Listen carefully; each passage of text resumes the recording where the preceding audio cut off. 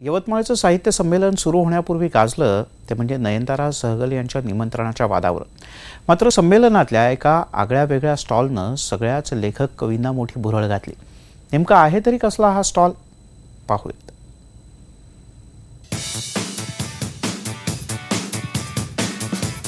नादखुळा यवतमाळच्या साहित्य संमेलनामध्ये हा स्टॉल सर्वांचं लक्ष वेधून घेतोय, कारण इथे आहे हजारो पेनांचा संग्रह। पुसदच्या दीपक आसेगावकरांनी मागच्या 54 वर्षांपासून ही पुंजी जमा केली आहे। चौथ्या वर्गापासून माझं पेन कलेक्शन आहे आणि मला पेनची खूप अतोनात आवड आहे।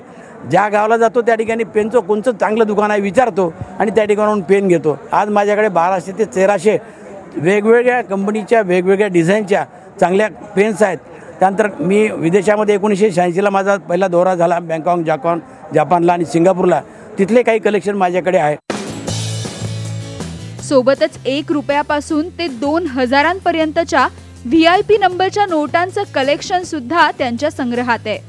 नोटाच्या बाबतीत जरा बोलायचं झालं तर मी पैसे मोजताना 1111 असं 6 डिजिट एक 100 रुपयाची नोट मला 12-13 वर्षापूर्वी मिळाली आणि त्यानंतर मग त्या नोटावरच्या VIP नंबरचा मला आवड निर्माण झाली।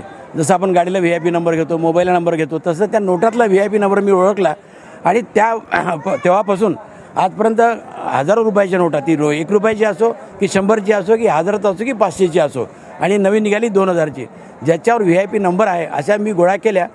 त्यामुळे लेखणीवर प्रेम करणाऱ्या साहित्यिकांची पावलं साहजिकच या स्टॉलकडे वळताना दिसतायत। मी माझं भाग्य समजतो की कालपासून मी हे स्टॉल लावल्यानंतर सर्वात जास्त प्रतिसाद मला या ठिकाणी विद्यार्थ्यांचा, साहित्यिक लोकांचा, ज्या येणाऱ्या लोकांचा आहे। आणि सुरुवातीला त्याला माहीत नाही काय आहे, परंतु जेव्हा ते माझं कलेक्शन पाहतात, नंबरच्या नोटा पाहतात, माझं पेन कलेक्शन पाहतात, चौथ्या वर्गापासून माझं पेन कलेक्शन आहे आणि मला पेनची खूप अतोनात आवड आहे। छंदिष्ट अनेक जण असतात, मात्र असा नादखुळा छंद आणि तोही 54 वर्ष जपणारा आसेगावकरांसारखा अवलिया सापडणं मात्र कठीण। भास्कर मेहरेसह bureau report, news 18 Lokmat, Yavatmal.